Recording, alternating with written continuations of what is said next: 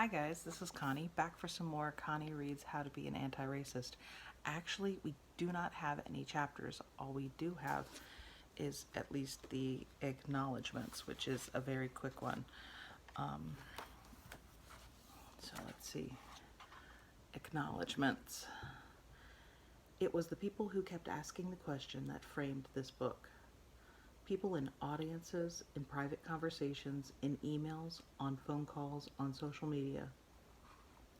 The people urged me to write this book by asking again and again how they could be anti-racist. I would like to first acknowledge and thank the people, the many people I know and the more I do not know, who trusted in me to deliver an answer. I want to thank Aisha Pandey. I hope I'm getting these names correct, and if I'm not, I apologize. My literary agent and friend for encouraging the book idea when I relayed it to you in 2016. I am forever appreciative of your indelible confidence, support, and stewardship through this process from idea to book. I would like to acknowledge Chris Jackson, my book editor, for your editorial wisdom and constructive vision. This book was quite difficult to wrap my head around and write. The chronological personal narrative interspersed with a series of connected chapter themes that build on each other like a stepladder to anti-racism. And so I am filled with gratitude for your patience and clear-eyed conceptual tools that helped in this book's construction. And to the whole One World squad, thank you. Especially you, Nicole. I must also acknowledge all the great folks in production, sales, marketing, and publicity at Random House, especially my fellow Eagle, Maria. I know how crucial you are in getting these pages into hands, and I can't thank you enough. I could not have produced this book without the memories of its characters, especially my father, who has an almost perfect memory, and of course, Ma Sadiqa, Kayla, Yaba, Clarence, and Wakia. Another person whose memory is flawless. And so thank you. I could not have produced this book without the tremendous amount of scholarship and reporting on racism and anti-racism. And so thank you to all those researchers and theorists and journalists of racism and anti-racism. I could not have produced this book without my health. And so thank you to all the medical providers who armed me during my cancer fight. A horde of people throughout my life, knowingly and unknowingly, with good intentions and bad intentions, put up mirrors that forced me to self-reflect. I must thank all these people, many of whom are in this book. I want to express my gratitude to all of those who assisted me during my journey through academia, from my professors like Drs. Jackson, Asante, and Mazama, to my colleagues and mentors at college and universities where I was employed. I especially want to thank my colleagues at American University for your incredible support. There are too many people to name, but I want to acknowledge Sylvia, Mary, Teresa, Courtney, Fanta, Cheryl, Nancy, Camille, Peter, Christine, Jim, Jeff, Vicky, Eric, Max, Eric, Edwina, Teresa, Rebecca, Lily, Lisa, Kyle, Derek, Keith, Christy, Kelly, Rachel, Elizabeth, Alan, Jonathan, Gotham, Dan, and all my other colleagues in the Department of History and the School of International Service. I most especially would like to thank my friends and colleagues at the Anti-Racist Research Policy Center, especially Christine, Christopher, Rachel, Amanda, Jordana, Jessica, Derek, Garrett, Malini, and Karim.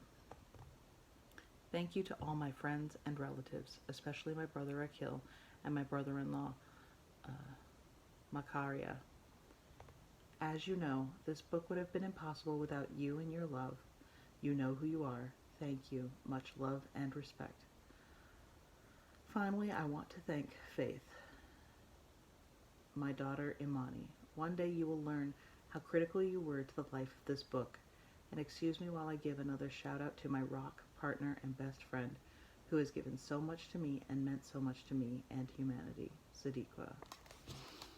So that was the author's Acknowledgments, because I feel like I always mess up his name, Ibram X. Kendi. And after this is a huge chunk of notes. And from what I can tell, there's an index as well. But there's a huge thing of the responses, it's not even responses, it's resources, where he got all of his information when he quoted different things. There's huge references. So if people wonder where anything comes from, any of the chapters, all of the information has been referenced, and there are pages upon pages. I'm only on the 4th chapter and I've gone through 4 pages. Like, each chapter's got pages of he cited his his information and resources very, very, very well.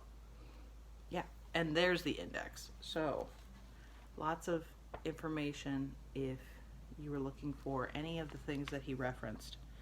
And then there's an index of things that are referenced within the book. About the author. Ibram X. Kendi is a New York Times best-selling author and the founding director of the Antiracist Research Policy Center at American University, a professor of history and international relations, and a frequent public speaker. Kendi is also a columnist at The Atlantic.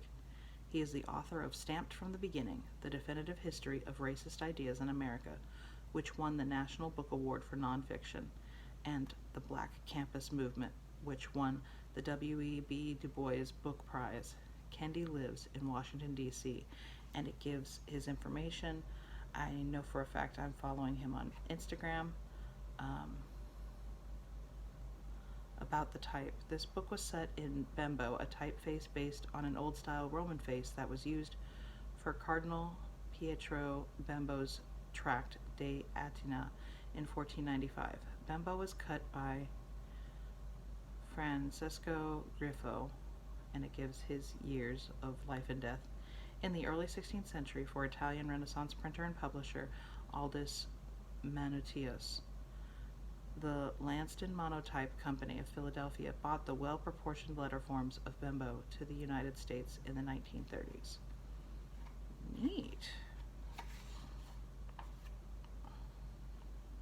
More things I never knew. So, that is awesome, and in all technicalities, we have finished the book. And at some point, I think I'm going to end up cringing as I go through this book because I'm still learning myself. I'm never going to have arrived at this, but yeah, we did it. We finished the book, and now that means I can start a new book or try finishing some of the books that I still have sitting in the craft room that need to be read. Why am I keeping this in here? I don't need these pages. I don't need the bookmark for it anymore. So, yes, thank you so much for following along. It seems inappropriate to plug any of my other stuff. If anything, I could tell you, please feel free to buy this book, share this book. I know I haven't arrived at it, and you can definitely tell as I went through reading this book on camera that it's incredibly uncomfortable, and there are things that I'm still continuing to learn. I'm definitely not perfect and nowhere near anti-racist as I wish I could be in reading this book, but I'm glad that I at least have taken a step towards trying to be better and be very aware of the obvious racism that's in why distractions, the obvious racism that's in our country. I think about potentially reading his first book, The Stamped from the Beginning, but that is a huge book, and that is a huge undertaking, and that's going to probably take at least a solid year by itself without distractions trying to get through it. It would be worth it, but I also want to finish the things I'm starting, and I have at least 4 other books that I need to pick up first. And recommendations from you in the past. I've got at least 10 to 20 books that have been recommended to me that I've never actually heard of before. But this seemed timely and important, especially for me as a member of, or as a citizen of the United States of America, and people all over the world who may not realize where racism is coming from and how it impacts other people around us. I don't know why the light did that. It just reset that way after I focused on it. So yes,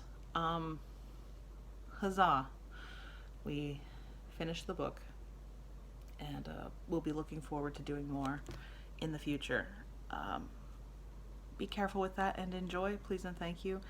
And if there's one thing I can continue to encourage you to do is keep listening, keep reading, and check these books out in any way that you can, because I read them for myself and you guys seem to enjoy it.